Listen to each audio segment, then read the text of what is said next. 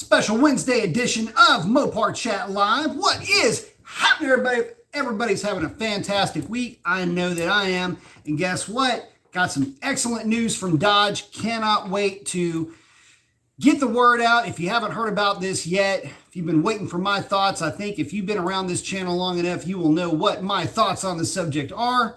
Could not be more excited about this new eMuscle coming from Dodge. Now, you know, the big thing here is, first of all, if you guys have not seen this, what's up, fellas? We got Mark's in and Michael's in. So y'all are the first in. I'm going to be trailing off on the monologue. So if I get to you, I will get to you. But the first two got the heads up. So shout outs to you fellas. Tim Kaniskis with the basically letting the cat out of the bag with the brand new, up and coming, soon to be a 2024 model year, all electric, all wheel drive platform. Now, there was some hints as to what's going on, and we're going to get to those as well. But what I wanted to do is I wanted to kind of set the stage a little bit for you guys, and I wanted to talk a little bit about what we have been talking about for quite a while now. And this is not only just what we've been talking about on the show, but with some of the conversations that myself and other tuner buddies have been talking about, and namely is, well, what you guys hear me say all the time on the show. We have run out of ideas in terms of getting more power out of pump gasoline. Guys, look, there are efficiencies you can take advantage of. There are ways to make more power on 93 octane, but the reality is that for an economically viable solution to making horsepower, 93 octane has pretty much hit its limit. Now, you can argue that there is still some overhead with E85, but that's beside the point. Not all areas have access to 93 octane, much less 92. Higher elevations only have 90, and, well, again, a lot of folks just don't have access to E85. So we've run up against the absolute limits of what an internal combustion engine can make on this type of fuel. Dodge, rightfully so, went with an all-electric solution to this. So I've got some notes here.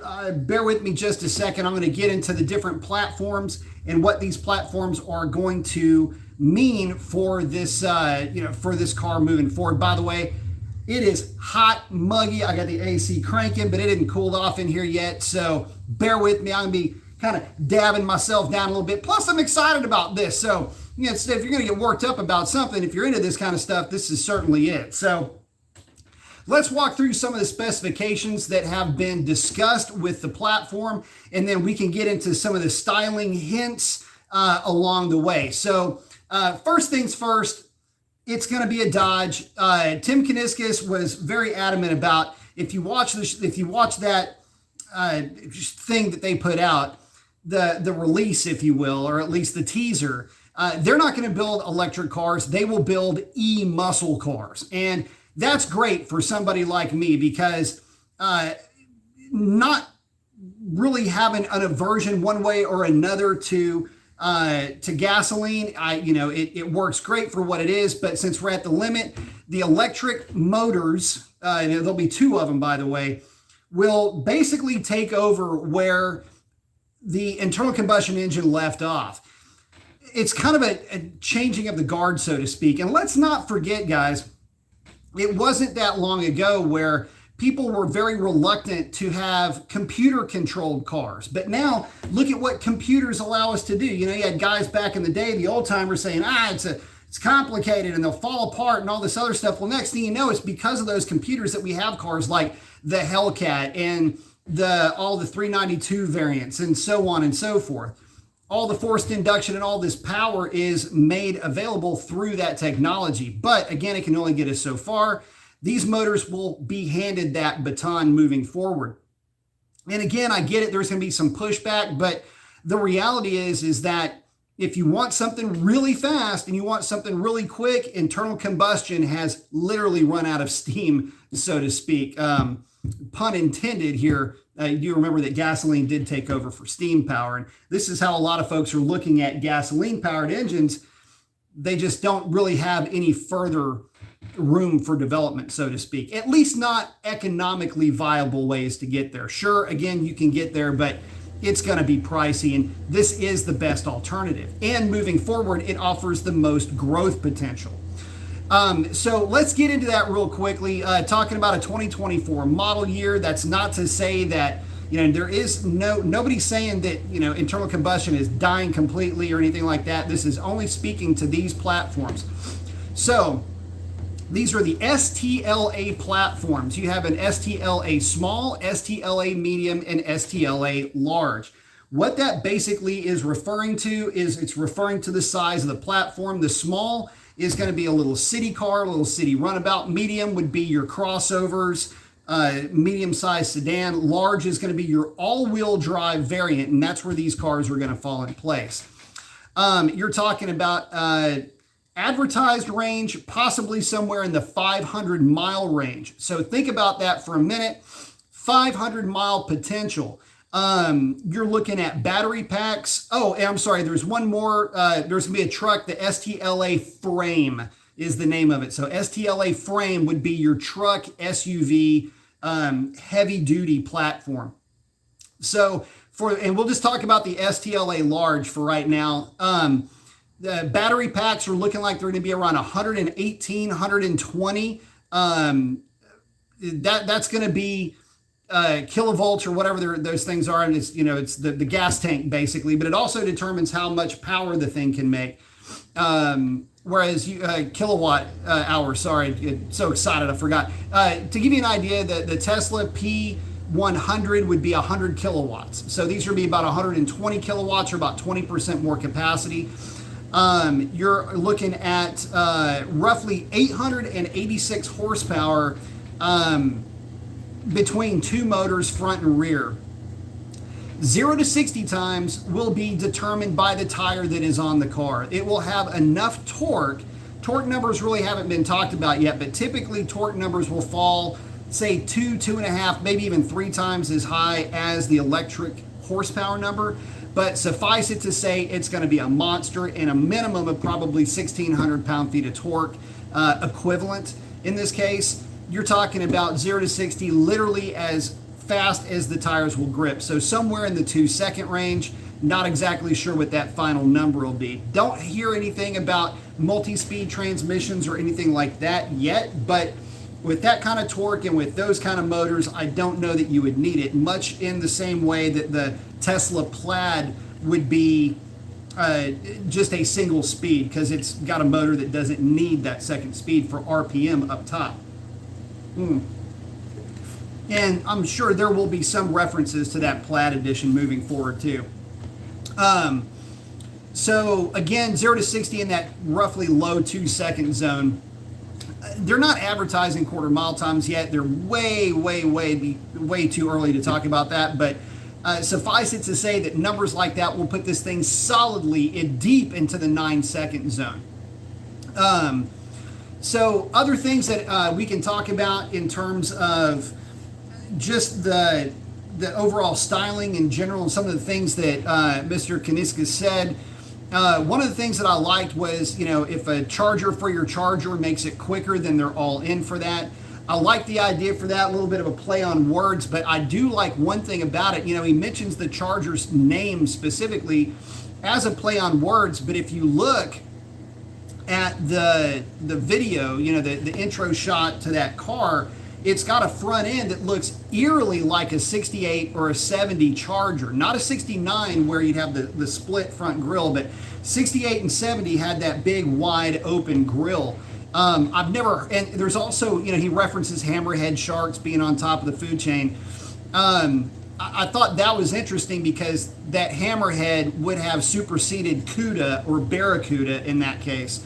And I've never heard of a Charger from that era being called a hammerhead or slang for that car being hammerhead. But if you look at that grille, it looks kind of like a hammerhead swimming at you. So again, just some kind of cool references and just kind of hints as far as what may come. It is obviously all-wheel drive. You guys have seen the video, all 4 tires getting lit up. This is going to be a seriously fast car, guys. If not necessarily fast, let me rephrase that as it will be quick. Again, definitely 9-second capable car, maybe even quicker. Again, it's going to be, the platform is called an STLA. Basically, it's for, Sierra Tango Lima Alpha, STLA platform. And again, it's going to be the large STLA, again, with a range of roughly 500 miles. And, when we're talking about power to weight ratio, that's one thing, but torque to weight is what really drives these cars. And if you've never ridden in an electric vehicle or driven an electric vehicle, it will quietly redefine what you consider to be quick. In the same way that some people would say, driving a big block, you just tip into the throttle and all the torque is there. Think of it like this. Think of it like driving a big block with a root supercharger and instant nitrous all the time down low. I mean, you just roll into it and it's literally all the power that the tires can manage. Now, will there be tuning opportunities for this car? Absolutely there will be, and you can bet that yours truly will do everything he can to be right on the forefront of that. Anybody with any RC or any electric motor experience behind them will know everything that you will need to do to make one of those things even faster and start finding the weak points in those things as quickly as possible. But, this is good news for all of us. This keeps us as muscle car enthusiasts in the game. And to have Dodge jumping into this cannonball style is a huge benefit to not only to the brand itself moving forward and for, having a farther sight moving forward as far as goals and long-term viability. But this is how you emphasize the importance of not only electric vehicles, but performance cars moving forward. So again, a lot of this has to do with the absolute physical pressure, cylinder pressure limits that you're going to run into with 93 octane. You can keep making engines bigger, but the reality is that they become less and less efficient and less capable. And at this stage of the game, we have the technology for electric motors to far and away outpace the internal combustion engine, all the while doing it quieter. For some of you guys, I know that's going to be a problem. We can talk about that. But it's the other side of EV ownership is convenience. And this is one thing that I wanted to kind of bring into the fold here is not only is this awesome from a performance standpoint where you can just take the thing to the drag strip and run it. And that's one of the things that obviously performance enthusiasts are going to be looking at is how many times can I run it? Can I hot lap it like you can with the Taycan or the e-tron? Can I run this thing over and over again at the drag strip because that's where this thing is going to shine without melting down my speed controller? How many hits can I make before recharge? Is it going to be like the e-tron where you can make 8, 9, 10 hits and really only consume 20, 25% of your charge? We're going to not soon find out, but we'll eventually find out. And the reality here, again, is you make the hits, you come home, you plug the thing into your wall, you wake up the next morning and you got a full tank of gas. And one of the things that I've said over and over again about these EV vehicles, a little bit redundant, but you know what I'm saying, is that you are the refinery. You are the person that is able to generate the energy to go into that car. You plug it in at night, you wake up in the morning and you've got a car ready to go. And for most guys, I don't think you're going to be dailying these cars, but with the kind of range that they have, it kind of removes range anxiety from being an issue.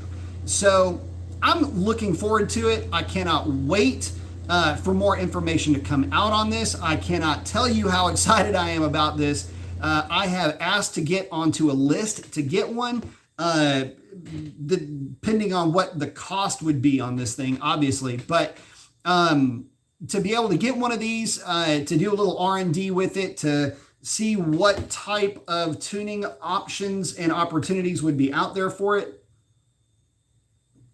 I think that'd be really awesome. And I think that there's really going to be uh, a lot that you'd be able to do with the car, with the only limitation being hardware at that point. I think that the actual getting the car to go faster isn't going to be a problem. It's going to be what will drive shafts, axles, rear ends, or however these things are put together. How will those manage harder hits off the line? Don't know, but you can bet that if I can get my hands on one, I will have already had a set of drag radials waiting for it, and it would go to the drag strip literally the same day that I picked it up. So anyway, let me check in with you guys real quick. Mark's shaking his hand. What's up, Mason? Been waiting on this one. Slash is in. Nitro's in. Got the arm flex. I like it. Sinister's saying, what's up, B? Kobe's saying, what's up? His girl picked up her Hellcat. Nice. Congratulations. Eric's saying, good evening, Professor. Roy is in. Big Dave's in.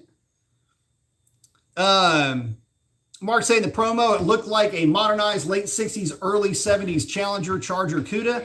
It kind of does. If you, trivia for you guys, that three-pointed star thing, that's an emblem that came out like in the early part of the 60s, like 62, 63. It's called a frat song. Just trivia for you. If anybody asks you, what is that emblem? What do you call that? It's not a curvy triangle. It's called a frat song, and that's what the guy that designed it named it. Eric saying, good evening, Professor Mason. What's up, man? Tim's in. Fossil fuels forever. Not forever. Roy saying, I'm waiting for the flying cars. Yeah, me too. Cal saying, I think they're coming out with a hybrid V8. Haven't seen that yet. Catalyst is asking, what oil am I using in my Hellcat? Mobile One. So let's talk about the STLA frame for just a minute. STLA frame is the actual name of the platform for the trucks. We talked about batteries for the STLA large, which is what this car is going to be built on, being roughly 120-ish kilowatt. The truck for the top of the line is looking like it's going to be 200 kilowatt hour battery. So that will be a major improvement and would allow you the ability to tow your truck, well, tow a truck too. You can tow your boat, tow things around, do the things that you would normally do with your truck. Now, and range would be somewhere around that 500 mark too. So double the capacity, but still roughly the same range, with the understanding that part of that range is going to be used for dragging stuff around, on the back of it, on your tow hitch. You're not going to be using these things for overland transport or anything like that. It's going to be primarily city stuff and, dragging your boat around and things like that. But the cool thing is that you'll absolutely be able to do that with these trucks. Eric's asking, I wonder what that's going to do to the value of the 392s. For some people, it'll make them a lot more attractive. So you've got to think of it from that point of view. Hellcats, 392s, even 5.7s, depending on what cars are going to be coming out and how they're going to be releasing them, what the power levels are going to be. It's going to depend on how well that's received. So don't know. Let's see. Kay's asking, is the Hemi dead? No, Hemi's not dead yet.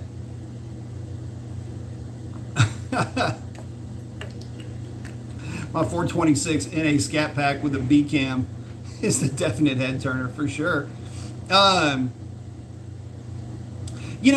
tell you something, talking about the electric car not being a head turner, I think it's going to surprise you.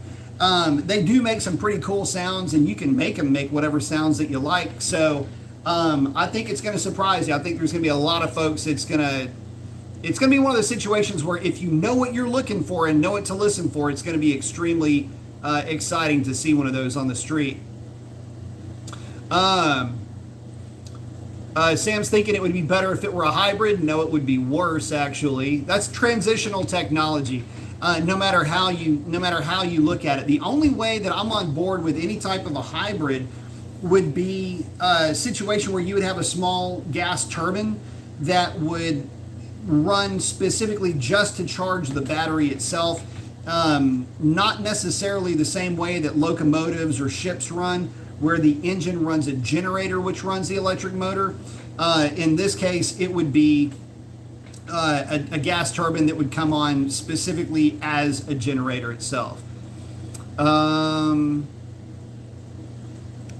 saying she's trying to get that break-in over and done with. I bet.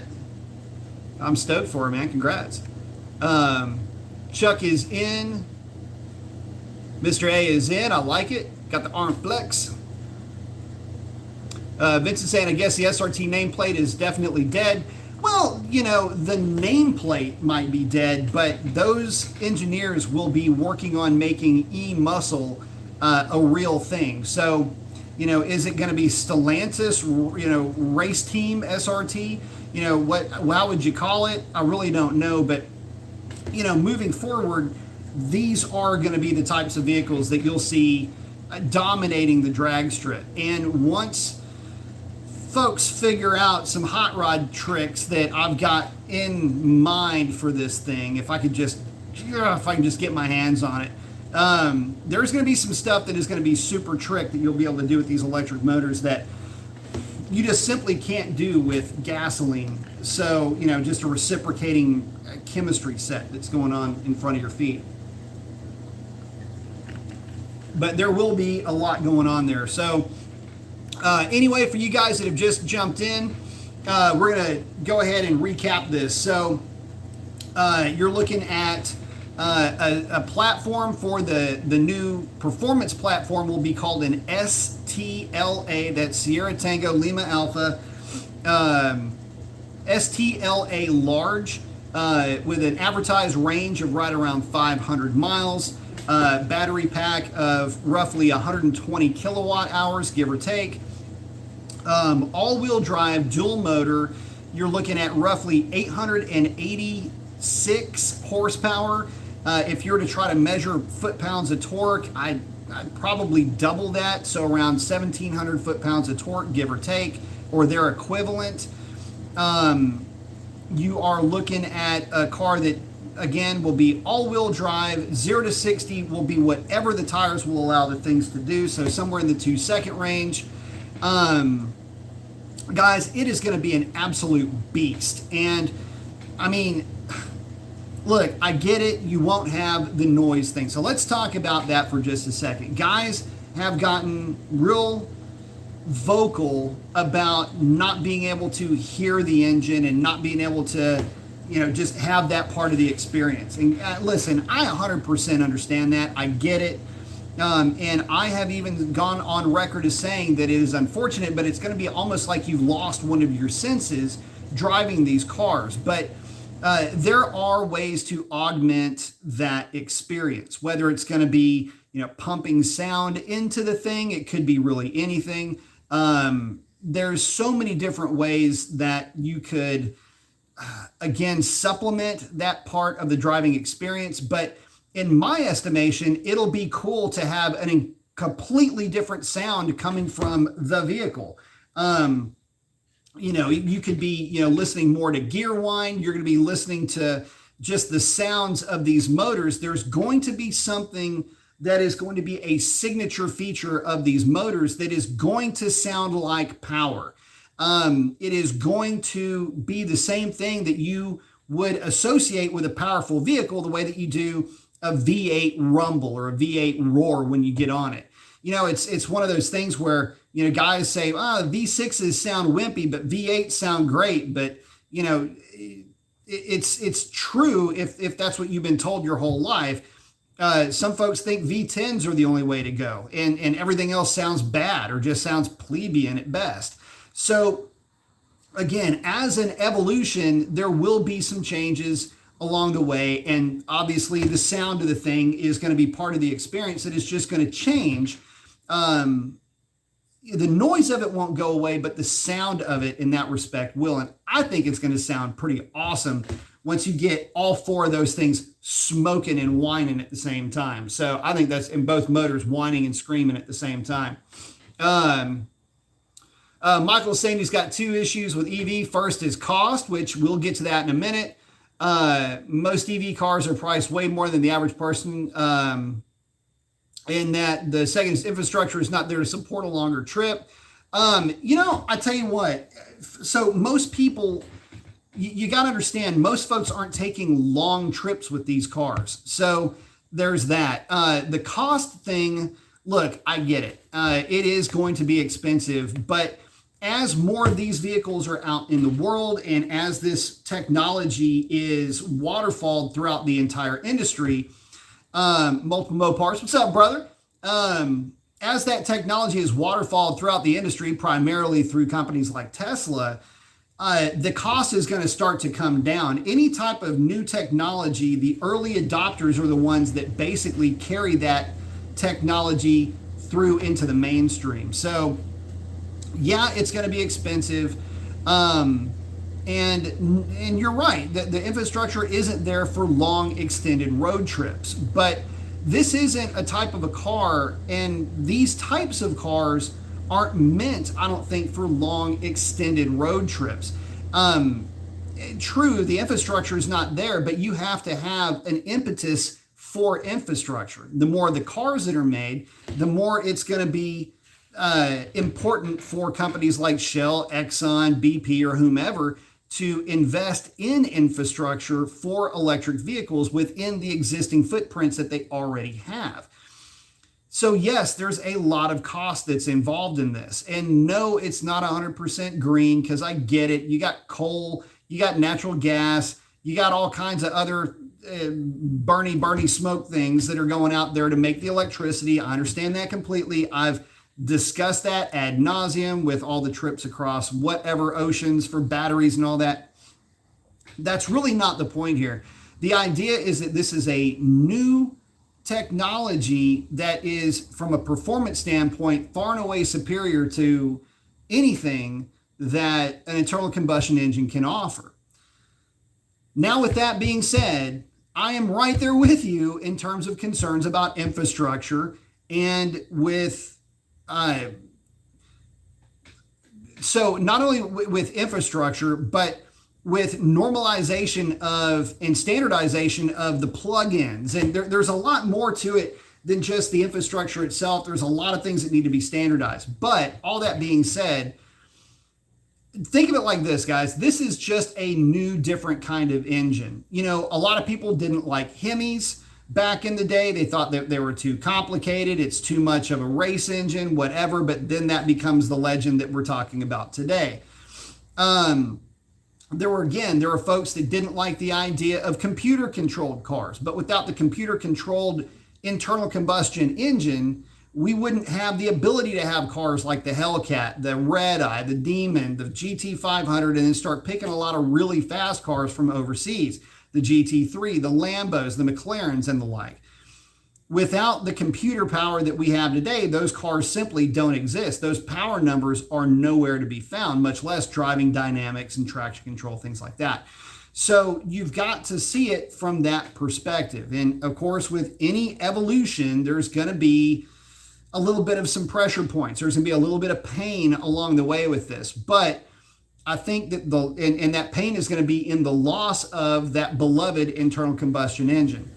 And I get it. It's hard to get emotionally attached to an electric motor. So let's talk about that for a minute. What draws you to the internal combustion engine? What makes that internal combustion engine so attractive? It's the sound, it's the rumble, it's relatable, it breathes air, you gotta feed it, it's got an exhaust. All of that, I understand it. It makes noise. It makes sounds when you floor it. You know it. You can feel the engine. You can hear the engine. You know what that engine's doing in terms of work. All of that is fantastic. And a lot of that is something that you're going to lose. But I understand that it's hard to get emotionally attached to something with an electric motor, because look at everything else in your life that has an electric motor. Hair dryer, an electric razor, the air conditioner over here, all these things that you just don't even think about, the refrigerator over here, everything that you don't even think about just kind of goes upon its business. It has an electric motor in it. And it's associated with things that you really don't care about. But interestingly enough, do you realize that, almost 100 years ago, some of those products that I just mentioned, air conditioner, washing machine, in some cases, refrigeration, all of those things were run by internal combustion engines. That's right. A little bit of homework. Look up internal combustion washing machine engine. You may also see it as a foot pump engine. And it can be a 2-cylinder, it can be a 1-cylinder, but the idea is that it was a portable engine with a pulley hub on it, and you would have that thing and it would run various contraptions around the house. Could you imagine that? How do you power your stuff? Well, I got this little motor that I carry around with me. Weird. But anyway, you'll see them for sale sometimes in thrift stores, and it's just a curiosity at this stage of the game. But yeah, look up foot pump motor or washing machine engine, and you can just dive down a rabbit hole of all the different kinds of weird things that those things would would power back in the day. But yeah, could you imagine a gasoline powered washing machine in your house?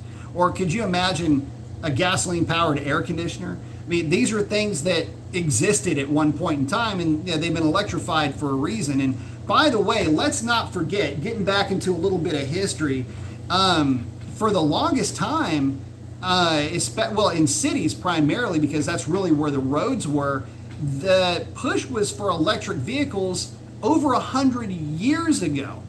And quite honestly, the range hasn't really changed all that much. They just stacked lead acid batteries on top of each other. They weighed a ton, but they didn't go very fast. They didn't have to. Top speed might have been 30 miles an hour, but still it didn't matter. That was the preferred method of getting around right up until the electric motor starter for an internal combustion engine. And of course, the same concerns back then with infrastructure were very real.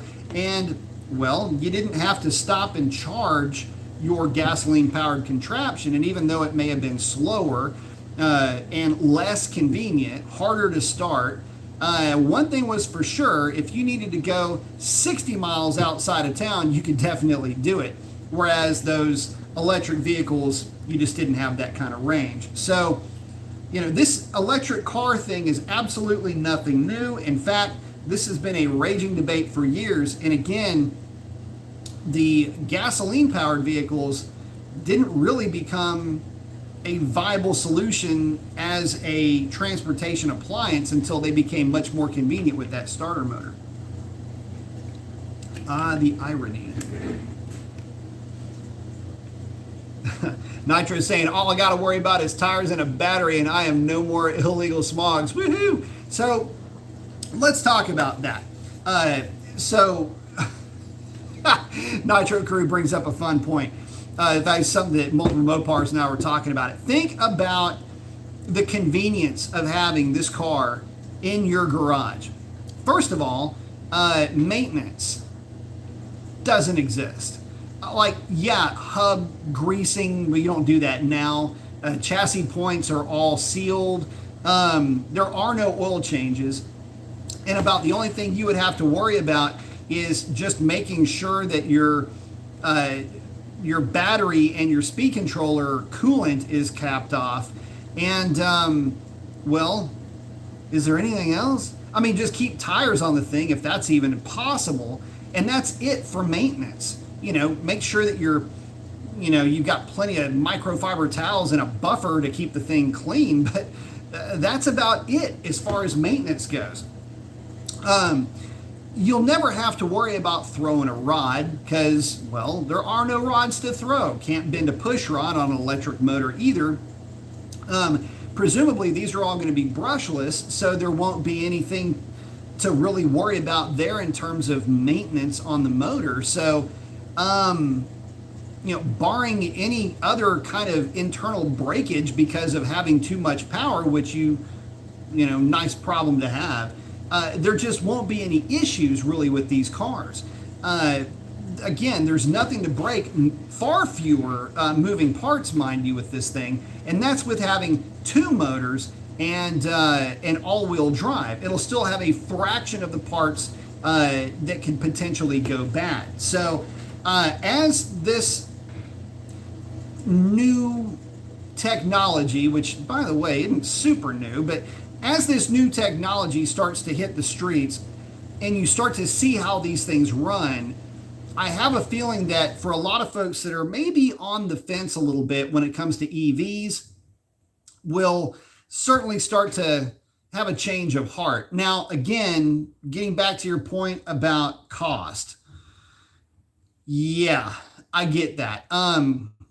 But what interesting that Tim Kaniskis was talking about was, he was talking about millennials, and this is kind of the interesting thing for me.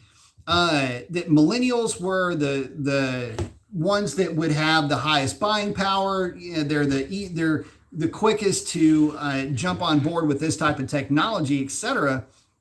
My only concern with that statement is that there's some fallacy with that in a way. First of all, it's assuming that millennials are the only people that are going to be interested in this car. And secondly, it's assuming that millennials have the money to spend on one of these things.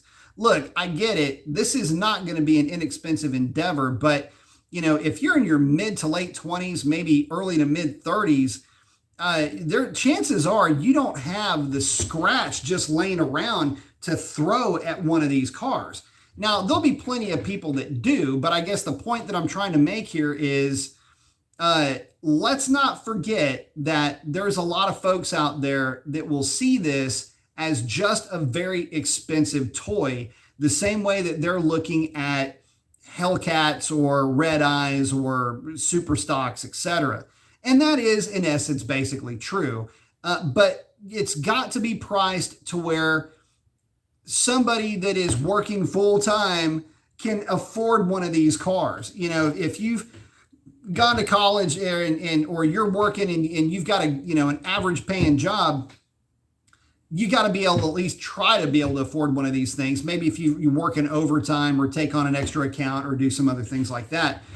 But if this thing's going to check in at like $100,000+, $80,000, $90,000, it's going to price a lot of people out of the market with one of these things. And to be honest with you, it would be really difficult to try to stretch a budget to be able to accommodate one of those things. I'm not saying it's impossible, but that would be a lot of ask for something that is, in essence, you almost wonder if it's going to be beta testing. Oh God, it makes me so nervous. All electric car. I definitely don't want to be the guy beta testing something like that, because when speed controllers fail, they go up in smoke. Anyway, Mark saying the only thing I don't want to do is accept the name Stellantis. It's funny. Sam's talking about the Marine division. That was a long time ago. I actually had a boat with a Chrysler outboard on it. Superior's asking if a leg maker would hurt anything. No, it won't hurt anything at all. Sam saying he make it sound like a chainsaw. Sovereign saying E-CUDA. I still think it's kind of interesting. He was mentioning hammerhead sharks. I initially thought that was really interesting because, again, hammerhead trumps barracuda in the ocean. I can promise you that. And, again, it's kind of alluding to that, wide, low grill that you would see on a 68 or a 70 Charger. So I don't know if they do move along those lines, that would be crazy sick looking. Think tunes for 93 Electrons will be available. I'd miss the V8 Rumble, but yeah, getting beat by a Tesla kind of sucks too. So here's one thing for sure that you don't have to worry about. You don't have to worry about what octane electricity you put into your car.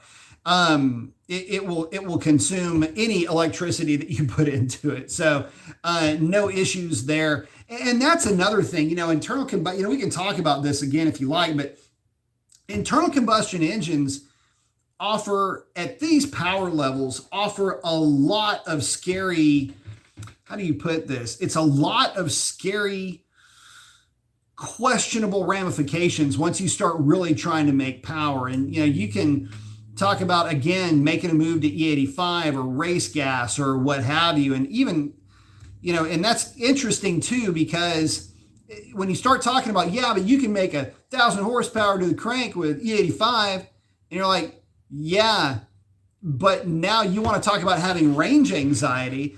If you run your car at these types of power levels, you're probably going to be looking at E85 as your fuel of choice.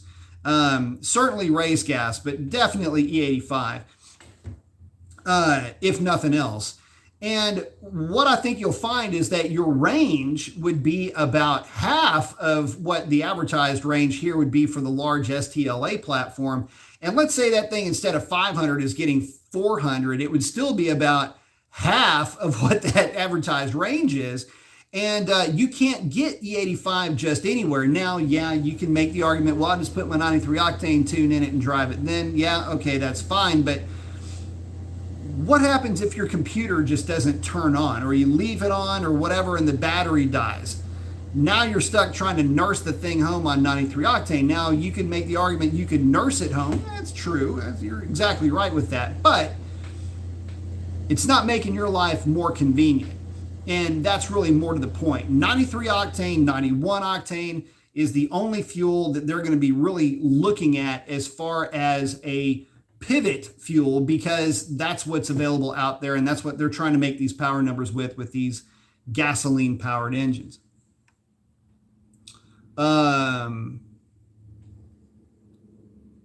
Mike G saying the sounds of a jet engine starter are one of the most satisfying noises I can think of. Very true. Challenger 50 saying people will hate it until all that torque slams their ass into the trunk. Feel all that torque going to all of our four tires will be addicting.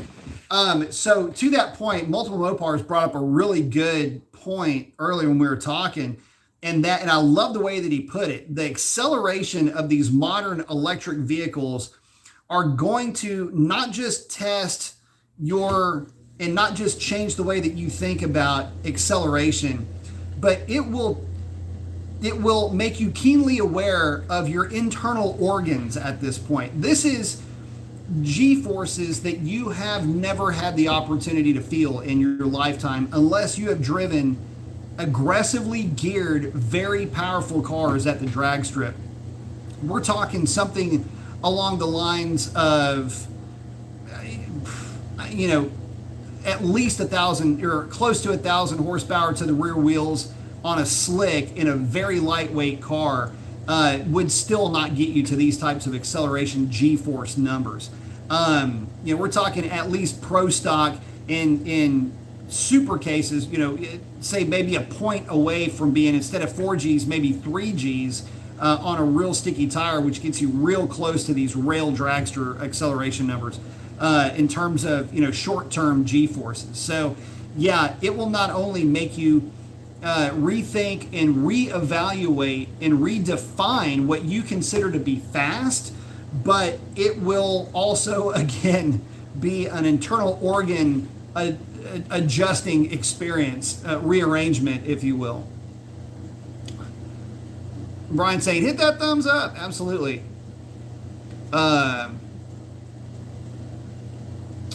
Sam's talking about an option for a small gas or diesel or solar range extender.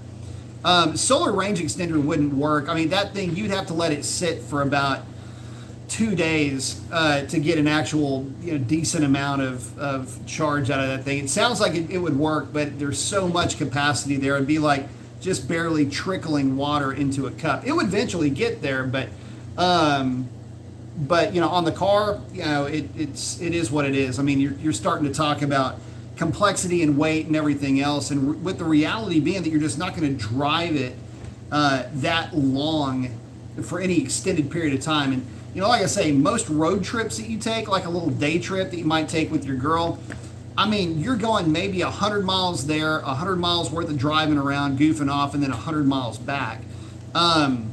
I don't know of most people that go on any other day trips. Like, I mean, you're going to go on, a day trip. It's not really a day worth of driving. It's kind of just going out for, really only half a day. And again, it's like 100 would be the most you would look at. 100 there, 100 if you're just exploring, and that's being extremely generous. And then 100 back, or 200 there, 200 back with a little bit of driving around would be like the maximum extent you would get into.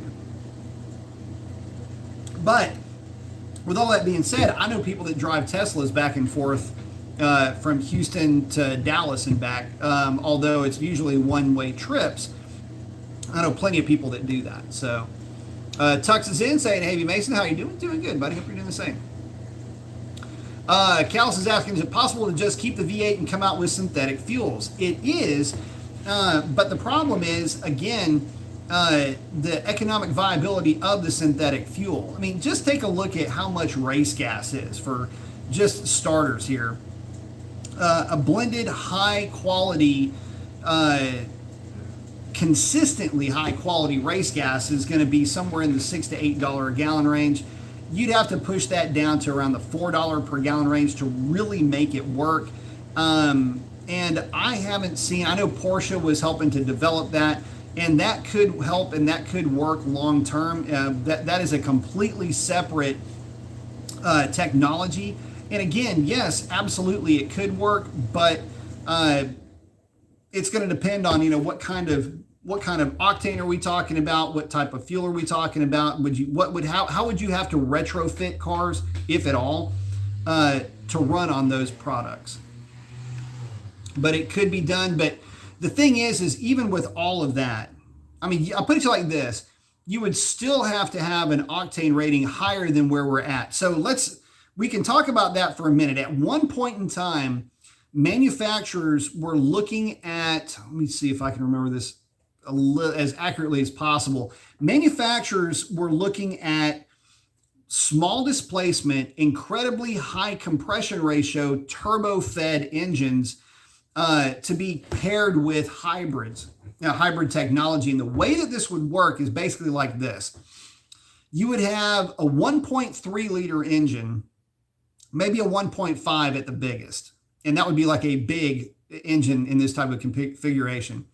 4 valves per cylinder, 13 to 15 to 1 compression ratio, getting fed with at least 2 atmospheres of boost, which would be about 28 pounds of boost. Some would show a little bit lower, but most of them were running in that neck of the woods, like roughly 1.5 to 2 atmospheres. And the power output would be, somewhere in the 300 horsepower range at that point. But you would absolutely require a fuel like a 97, 98, or 100 octane fuel. Unfortunately, it's hard. It's a very hard sell to have a fuel that few people would buy. And how long will it last in the tanks? There's just so much. There's so many pitfalls once you start getting into that type of fueling and that type of a product that, manufacturers started looking at it and going, there's just no way to keep getting more and more and more power out of these things unless we have a fuel that comes into that 96, 98-ish, octane rating. But anyway, that was one of the technologies that they were looking at. And I mean, it's fascinating because it's this itty bitty engine. I mean, it's about the size of a large laptop, usually 3 cylinders, sometimes 4. And that would be the engine that would power the generator and would power the hybrid drive line. So kind of interesting stuff.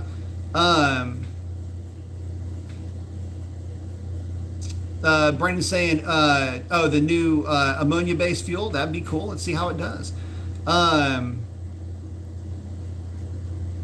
Let's see. Chuck's talking about the self-healing paint. That's actually been out for a while. Nitro Crusade, I went from gas and nitro RC cars to electric and never looked back. Bomb Pop isn't here at the shop. It's actually in my garage. I need to bring that up here. That's my RC8 that I'd converted into an 8-scale drifter.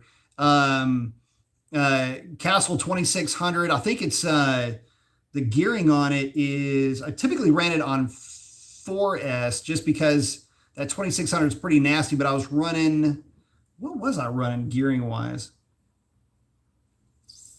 I think I was running a 26 tooth pinion on. No, that was top speed run 26. For drifting, I would run like an 18 or a 20.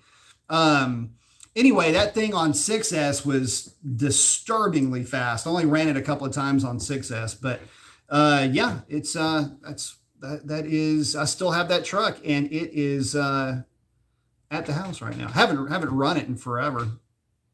Um, Probably should take those old lipos out of that controller, considering that they're about 8 years old. They still work too. It's still, in fact, that one of the lipos is still working on the same charge from like years ago. It's kind of funny. That controller. Do I have that here? It's an old Futaba. Anyway, let's see. Oh, HU saying the biggest thing with the internal combustion is that you can wrench on it. Changing circuit boards and modules is boring. Using software to control torque management doesn't get me excited. Well, I got news for you. I do that all the time with Hellcats. There's a lot going on in this computer here for torque management for your gasoline-powered engine. And, you know, to each their own. There's a lot of guys that love messing with circuit boards. They hot rod computers. This would be right up their alley, tweaking speed controllers. Again, for you guys on the RC side, you already know what I'm talking about. A lot of your Castle stuff is already, you've been doing tuning on that for about the last 10 to 12 years.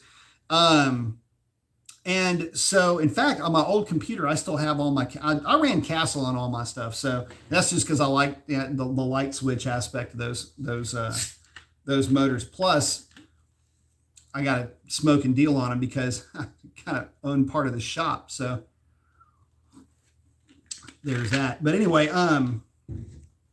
yeah, I had a, you know, that's one of, I had a just, you know, just kind of going down memory lane there. But yeah, if you've ever been in that world, yeah, you'll learn real quick that, I mean, you start messing with electrics and it is all over but the crying. And you can program into an electric speed controller based on your throttle. You can program a throttle curve that looks like anything. I mean, it's infinite. Some guys like them that are a little bit more linear. Other guys like them to be flat and then ramp up at the end. So you could hold, you know, you could have a little bit of a dead space, even though you're still applying throttle.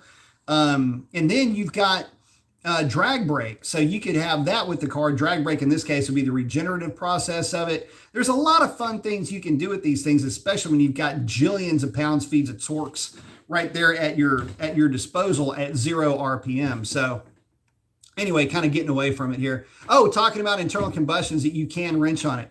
The problem with internal combustion isn't really that you can wrench on it. It's that for a lot of guys that you have to wrench on it. And a lot of folks, I'd say it, but there's a lot of other things that you can do in this day and age aside from working on cars. And I get it. This is a family affair for a lot of people. You've got, you know, guys that have been, you know, their granddad taught them how to work on things. Their dad taught them, their uncle, their mom, their sister, whatever, was teaching them how to work on these cars. And that's cool, but you can still do that with these electric cars. It's just going to be, you know, throttle mapping, or now you're focused more on driving and improving your skill set. You know, there's a lot of other things you can do with the car besides wrench on them. Believe me. And after a while, when it's cool when you want to work on the car, but when you have to work on the car, that's when it's not any fun anymore. Tux is asking, did I do anything cool today? I don't know. My wife made a hell of a badass pot of coffee this morning. Oh, he's knocked out his drawings. Very cool. So HU's saying, he's saying his opinion is electric cars will appeal to non-car people. Maintenance will be much less with electric cars. Electric cars will be functional and not much fun. I don't think so. I have to disagree with that. I think that they're going to be a lot of fun. And I think that you just have to experience the right electric vehicle to get that understanding solidified in your head. And keep a few things in mind. People have been doing electric conversions for a long time. There have been guys that have taken, this is something that I always kind of wanted to do too. Get an old mini truck and put the electric motor and battery pack out of a forklift, electric forklift, in one of those things. I remember reading about a guy that had done that. He kept the 5-speed and basically just figured out a coupling and bolted the motor to the transmission, made some motor mounts, and it was like a clamp, like a thing that went around the motor and just clamped to the motor mounts position.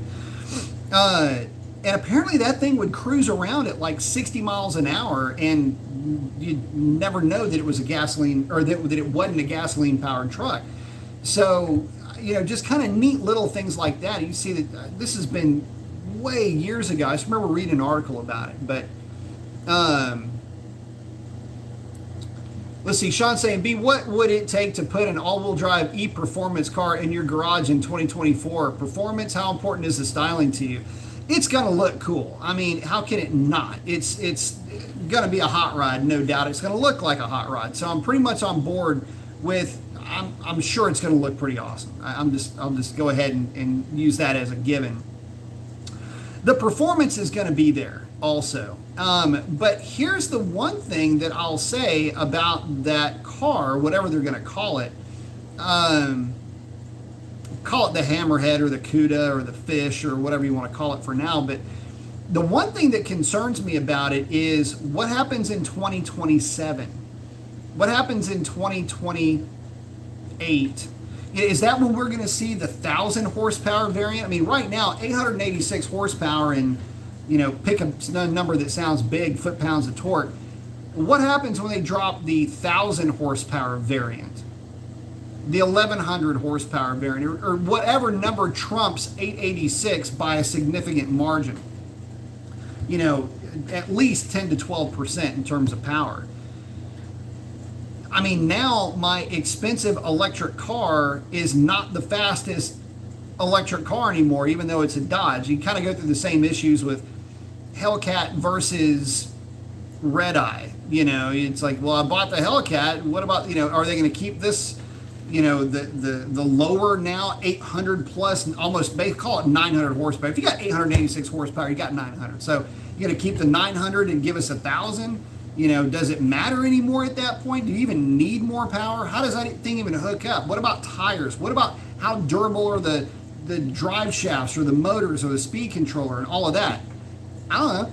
But I can tell you that it's going to be crazy fast no matter how you look at it. So the one thing that would suck is that I'd hate to get rid of Chandelier to get one. And I have to think of it in those types of terms, because by the time that year model rolls around, 2024 rolls around, would I be willing to give up Chandelier, formerly known as Revlon, because Chandelier is just a way better stripper name than Revlon. By the way, all the cars in the fleet have stripper names. I don't know if you guys know that. I don't know if Chandelier I don't know if I would want to get rid of that car. I really, really, really, really like my Hellcat. So it will have to be something that looks unbelievably badass. It's going to have to look the part and then some. It's going to have to perform and then some. And I don't know really what that and then some incorporates. Also, too, you've got to keep one thing in mind when it comes to Chandelier, and that is that my wife and I love going on road trips in that car. So, the comment earlier was about infrastructure and how do you charge it, charging range anxieties and things like that. The tough thing about that is how do you square the convenience of an internal combustion engine that gets 23 miles per gallon on the highway that you can drive anywhere and have it be convenient to just fill the thing up with gas and come home. For us, I don't know that it would fit the bill, because we have plans to take that car literally across the country. So would that be a viable option for me with this all-electric car? Well, probably not. But on the other hand, having a 900 horsepower car with a boatload of torque that will run seemingly infinite passes at the drag strip with never a problem, never even a concern about hurting an engine, a transmission, or anything like that, where your only real expense is tires and turtle wax, I don't know that I would be able to pass up on that type of an opportunity. So, there's going to be some give and take. Do I give up the convenience of having the Hellcat versus the performance of what this new vehicle is going to be able to, or at least what it is promising to be able to deliver? I don't know. But, 0 to 60 in 2 point whatever seconds sounds pretty freaking exciting. The fact that it's going to be a brand new introduction to this type of performance level is really cool too. And one thing I do want to talk about here with this car, in my opinion, the way that I'm envisioning this car is that it will be to the performance community what the Hellcat was in 2015. And what you have to remember about the Hellcat is that the Hellcat, regardless, you can talk about the Red Eye, you can talk about the Demon, the Super Stock, the whatever, it doesn't matter, the Trackhawks and the Durangos and the TRXs of the world and all of that, doesn't matter. The Hellcat, the original Hellcat, still being sold today as a matter of fact, is still that benchmark standard for drag strip performance for a muscle car. It'll never be a roll racer. It'll never really be, unless you've got it on a set of DBRs, it's not going to do you a whole lot of good on the street, but it's got panache all its own. And it's because of that Dodge was able to elevate itself to this level. Keep in mind, without the Cat, none of this is possible. So that's great, but that was the genesis, and that started this mass-produced, ultra-high horsepower vehicle that was basically just turned loose on the general public. That is what this car is going to be. And keep in mind, Chandelier is an early release Hellcat. Her birthday is November 19th of 2014. The first runs of those cars happened just a couple of months prior. So she's still pretty early in the production run. Is that a damn mosquito? Anyway, she's still fairly early in the production run. And I got to tell you, I don't know that I would want to give up something that special, at least to me too. So, this is an opportunity to get in on the ground floor again with this new technology. There's going to be some bumps along the way, no doubt about it. And I think that with most guys looking at this from the point of view of, those that are positive about this, saying, look, I get that. I'm willing to ride this out. We're going to put this thing on a drag strip, see what it'll do. We're going to make some street hits. We're going to do all these fun things that we're going to do with this car. Those guys aren't worried about that. Those pitfalls and those stumbling blocks are going to be what the naysayers and those that are going to be negatively, basically hating on the thing, that's going to be what they're going to be leaning on should they come up as being potential issues. But again, sour grapes, in other words. But again, you got to remember that you're talking about a significantly more simple type of a platform. People go, oh, it's going to be more complicated. How? It can't be more complicated. It's 2 motors, 2 small gear reduction drives, and 2 cradles. That's it. There's nothing else to it. Batteries, yeah, a speed controller, duh. But I mean, you got speed controllers all over the inside of your car right now. One of them controls your fan, for example. You've got rheostats in there. The knob controls the volume on your radio. Again, that's not that far and away removed from what we're talking about here with a speed controller in the car. There's just nothing there. I mean, I put it to like this. I don't know if you could count them on your fingers and toes and your one extra digit, but I think you almost could count the number of moving parts in this car somewhere within the range of those 21 digits. And I think I don't think that I'm really speaking out of school by saying that. You've got the electric motor that's got the rotor. That's your one moving part on the motor, is the thing that turns in it. I wouldn't count bearings, but you'd have gears that are included with that. But at some point, that's it. So motor, 3 or 5 gears, and that's it. So that's 6, 12. I mean, it's a much simpler combination than an engine that's got, it's relying on all these reciprocating parts to work in a very, very controlled timing arrangement. And you're worried about fuel quality and spark timing and injector timing, and you're worried about cam phasing, and you're worried about, if it's a Hellcat, you're worried about, boost, and now it's fuel quality, and oh my God, and the transmission is coming into play, and the clutches and the transmission and all this other stuff that you ain't got to worry about when all you got's a couple of electric motors, a reduction drive, and a freaking speed controller. And that's it. So again, it's simplifying the product, simplifying the vehicle. Now, I will admit to this, and this is the one thing that does bother me about the EV, or at least a concern that I have that may end up not even being a long-term viable thing to complain about or be worried about, would be the batteries themselves. How long will they last? How many cycles can they realistically go through before they need to be recycled or replaced?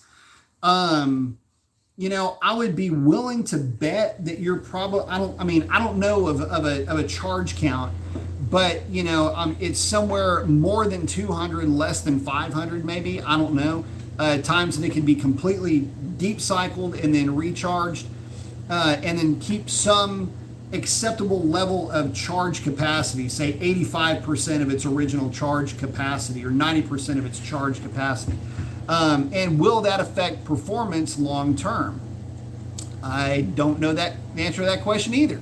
But those questions will be answered in time. And until then, I would say that it would be a whole lot of fun to have one to play with in that amount of time, and to learn and to develop tuning strategies, and to learn that platform, and to share those results with you guys.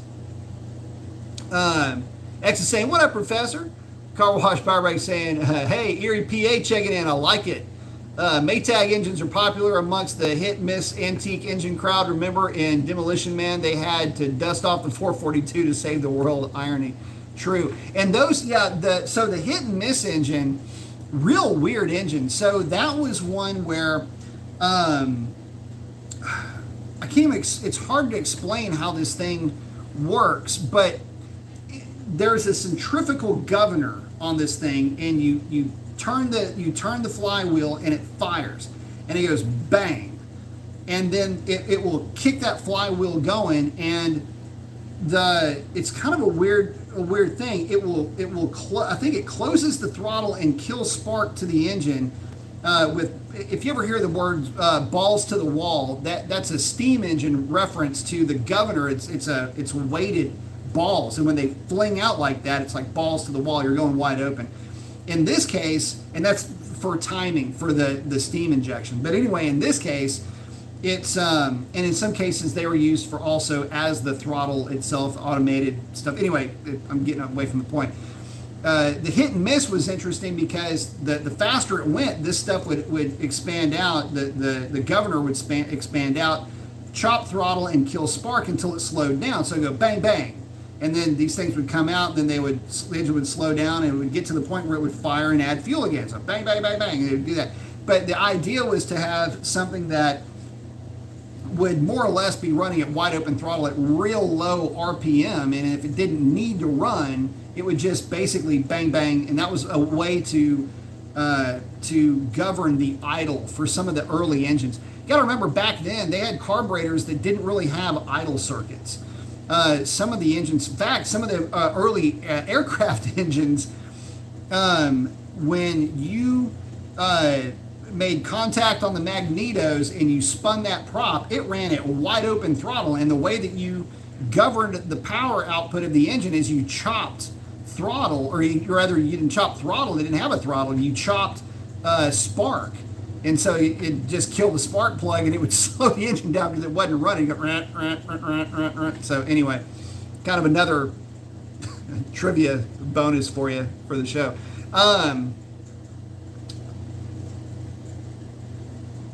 Sam's saying, yeah, the 19 teens and 20s, you had all kinds of stuff. You had steam, electric, gas, diesel. If there was a way to, you had hot bulb engines, which will basically run on anything. They take forever to start. But yeah, there was all kinds of different engines back then.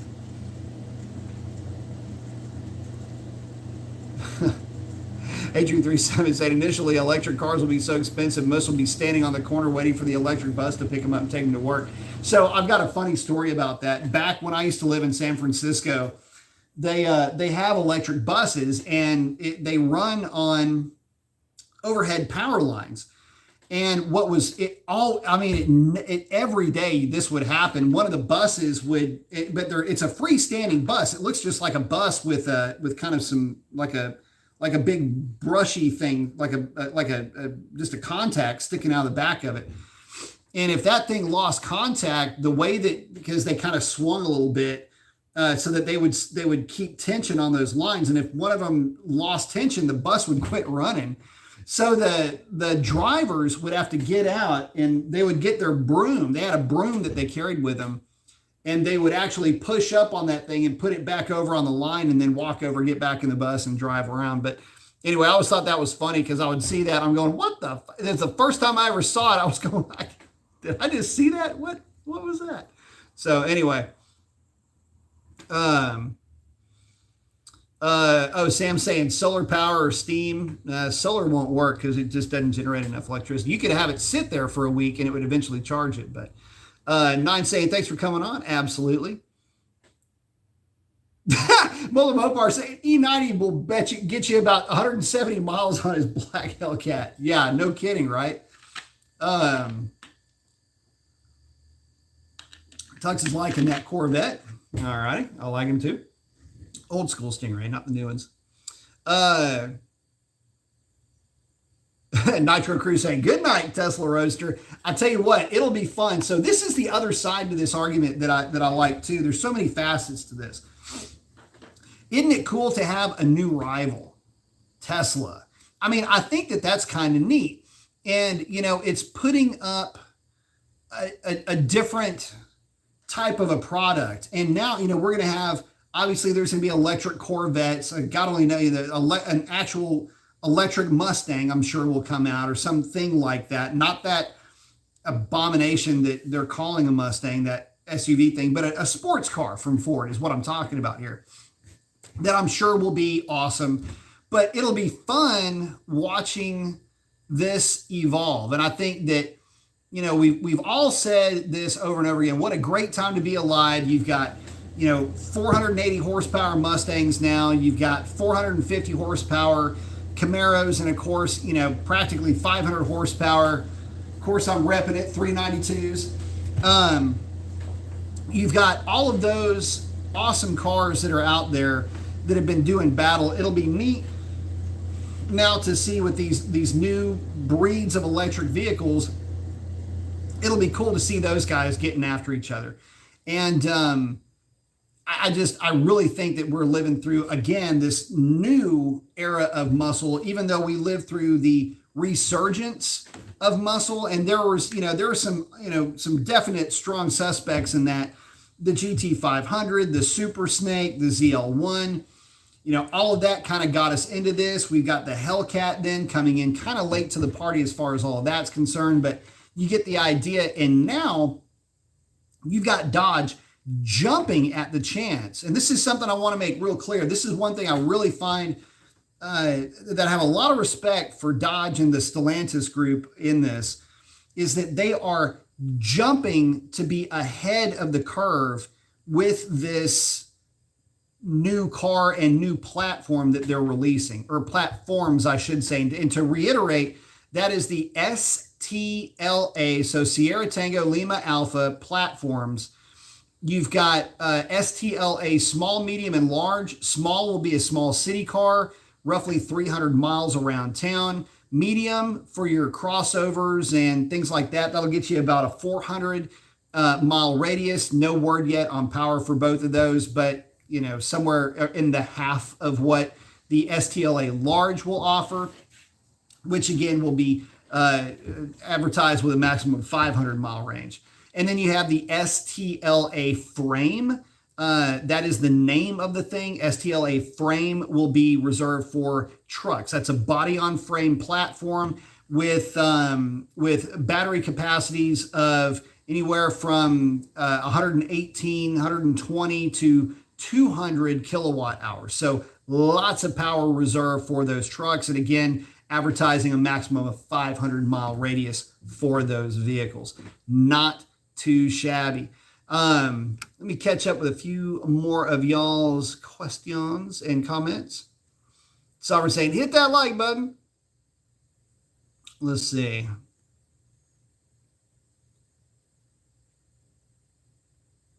Cody's asking, my thoughts is, why don't we recycle? We recycle a lot. This country recycles a boatload of material daily. Dad saying, good seeing you second time this week. Looking forward to Saturday night. Me too, brother. Cody's saying, recycled aluminum can be used for simple stuff for our cars. Yeah, there's a lot of recycling. In fact, metal is the easiest and most recycled product, I think, in this country. Nitro Crew saying, no prep RC street race scene is huge. You adjust power delay early, boost timing, rate of power applied most likely will cross over to the big cars, the same technology. It will absolutely cross over. There is no difference whatsoever. The only difference is going to be in the actual hardware that applies power. But in reality, it will only be limited by the hardware that's turning it. So just like your dog bones, if you guys are, again, in the RC world, if you ramp up the power and overgear the car to accelerate like a Banshee and go super fast, you're just going to start wearing out parts more quickly, and that's exactly what's going to happen with these as well. Brother got a good point. They need to do swappable battery packs. You know what's funny? You mentioned that. You are in lockstep with some ideas that a lot of folks had early on with skateboard platforms, which is not a bad idea. And I think that level of either swappable battery packs, or just with the understanding that swapping battery packs every 10 years might be a thing that you have to do. But as far as battery packs being standardized, that might not be that bad of an idea. You just take one battery pack, go to the gas station, if you will, and they just, it'd be like going to a service station back in the 50s. They remove one battery pack, install the other one, screw it down, and you're good to go. The problem with that is the connectors. Over time, those connectors are going to wear out, and that's going to be a problem. People manhandle them, beating them up. You could potentially break one during this process. So that would be a potential issue that, that can create sparks, could create a fire, things like that. But that's an understandable, solution, though, is if there's a way to mitigate that, that would be another viable option for these things.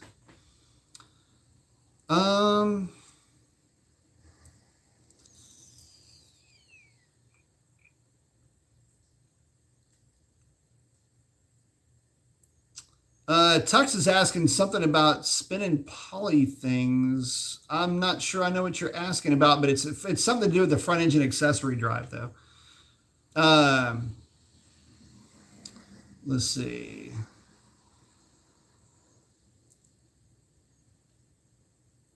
Oh, Anthony's saying they have battery swap stations. It's bigger in China than it is here. Interesting. I didn't know that.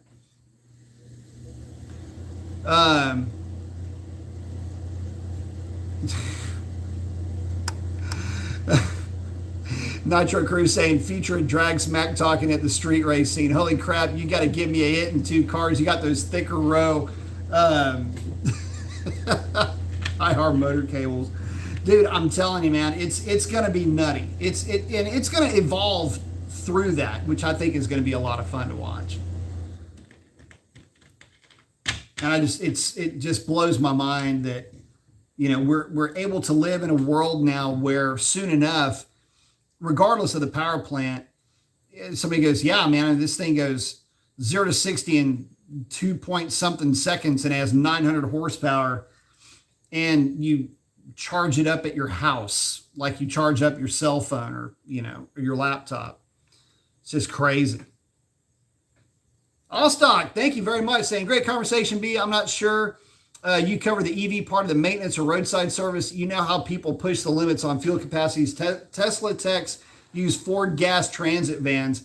Yeah, so that is true. And I actually have seen a Tesla on the side of the road on a trip back from Dallas.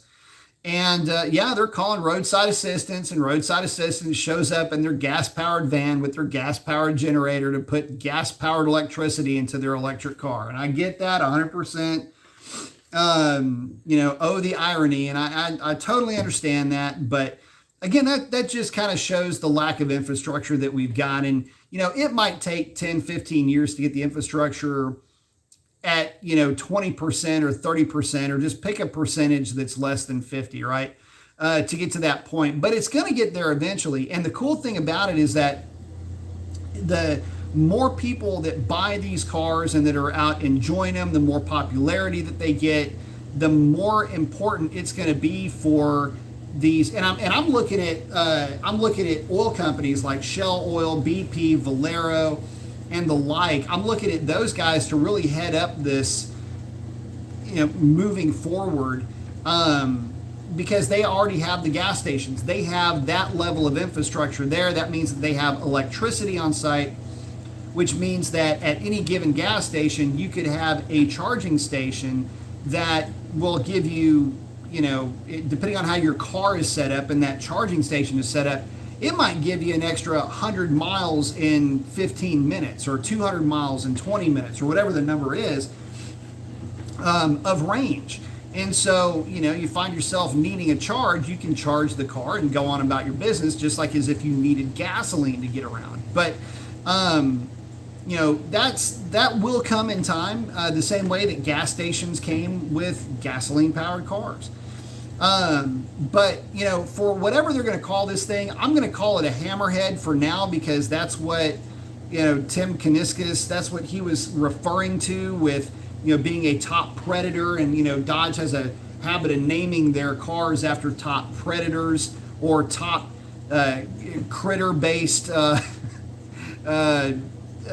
mascots, the demon, the Hellcat, the Barracuda, the CUDA, in other words.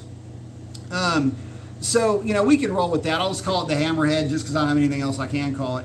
But I think that with the styling cues that we've been teased with the hammerhead, with it having kind of that 68 Charger-esque front grille, the throwback with the Fratzog emblems and front and rear, I think this thing is still going to have a lot of retro styling because they are still grabbing to that mid-60s era kind of look to it. And again, with mid-60s badging with the Fratzog triangle, I think that it's going to be something that will definitely blow your mind a little bit in terms of how it looks, how it performs.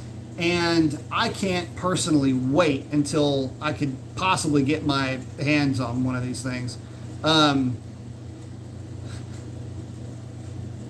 was just kind of scrolling through your ha-has asking, have you seen Fast and Furious 9?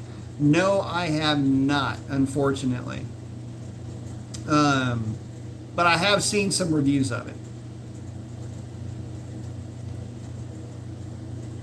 Just kind of scrolling back through your Call Me Bob's asking if a cold air intake is worth it on a SXT V6. Nah, not really. Summer Night saying Mopar, absolutely. Donald saying he doesn't hate the electric cars, just prefers the V8 Rumble. Saying the cars look kind of goofy without grills. This will definitely have grills because you still have to have heat exchangers in these things because they do get hot. So you do have to cool these things down. Junior's saying, good evening, Professor. Good evening, Junior. Kind of going backwards here. Let's see. Orlando's saying, thanks again, Brian. Got the arm flex. I like it. Kind of hitting some of you guys at random. Call me Bob saying, I can't afford a supercharger. Bob, I can't afford one either, buddy. He's getting really bored of 267 horsepower. Save up, man. Do what I did. Eat a bunch of ramen noodles, lots of salads, save your money, and get something that you think will scratch that itch. Lots of fast cars out there, lots of fun cars too. Buy something that's fun. That's the other thing. Okay, so we're what, an hour and a half into this, almost on it. I do have to talk about the elephant in the room here, and that is the one thing that we've been talking about as being such an awesome thing all night is the fact that turning a car loose with this kind of power on the public is a scary proposition. The one thing about electric cars is that they have one party trick, and that's their acceleration. With this new platform, you're going to have a lot of your weight way low in the chassis. It's going to help handling. It's going to help braking. It's going to help acceleration. This thing is going to be a flat out beast. But how will it perform on track? Can you even run the thing on a closed course? I don't care, because I'm not going to be putting it on a closed course. Because nobody puts these things on closed courses.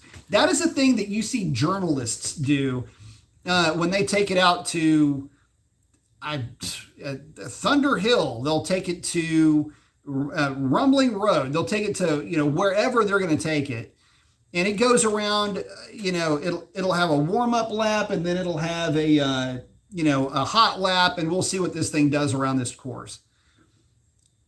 Okay, well, I don't know how well it's going to do, but it'll certainly do pretty well. But can you do it over and over again? I don't know. That's going to be where the cooling aspect comes into play. And that's going to be one of the tougher parts about these cars is keeping those keeping the heat exchangers running because you're going to have a ton of heat coming off the batteries and the speed controller and the motors for that matter. So, we don't know what the car is going to be geared towards, but again, it's being marketed and will be sold to us as an eMuscle car. So I don't think that on-track prowess is going to be what they're gunning for, but I think it's going to do a whole lot better than you might think that it does.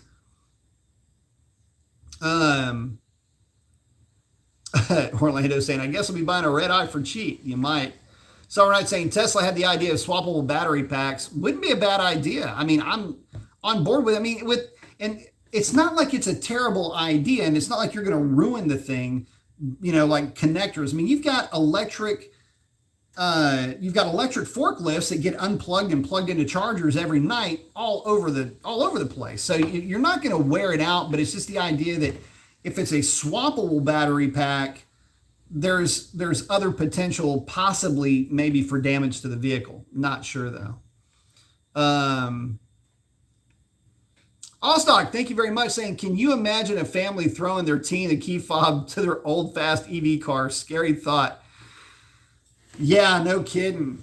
Hey, Pops, can I take the family EV out? The thing runs freaking tens. That's the weird thing about it. So, we joke these days that, 10s are the new 12s, right? Like back in the day, a 12-second car was fast, and it still is. I mean, don't get me wrong, but it was significantly fast. Like it was remarkably fast when realistically, like your walking around car would not go 12s. For example, a 66 big block Chevelle ain't going 12s without a lot of work. But if you got it to run 12s, it is now a really fast car, right? The same applies now. A 10-second car, it's fast. It's not really remarkably fast anymore. And now we're getting into the 9s era. Keep in mind, just 6 years ago, it's hard to really put this into perspective. 6 years ago, a 10-second car was still considered the top of the food chain. And now with EVs, 10s are now the new 13s. 9s are the new 11s, if you will. And it is progressing at a rate that is unprecedented. Again, it was just 6 short years ago that Dodge turned the Hellcat loose on the world, and it redefined what mass-produced fast cars were. It ushered in the new GT500, the new Z06, and all these other supercharged cars that have basically become normal today. And yeah, the Hellcat was kind of, if not the first to market, it was the first to mass production, which is a huge deal. And that's kind of how I see these things. Midnight Marauder got the arm flex with the electricity. I like it.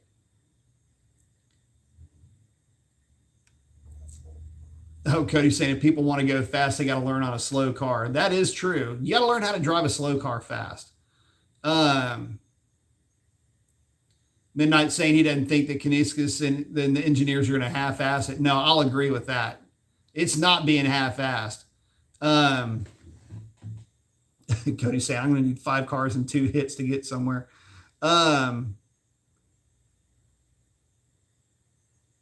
Oh, Steven's asking, why is the 6.1 premium gas and the 5.7 is not with higher compression? It has to do with cam timing. The 6.1 has more aggressive cam timing than the 5.7, and it revs higher. And guys, with that, we are up on an hour and a half, so I have got to check out. But I want to thank each and every one of you guys for hanging out. It has been my honor to visit with you guys this evening.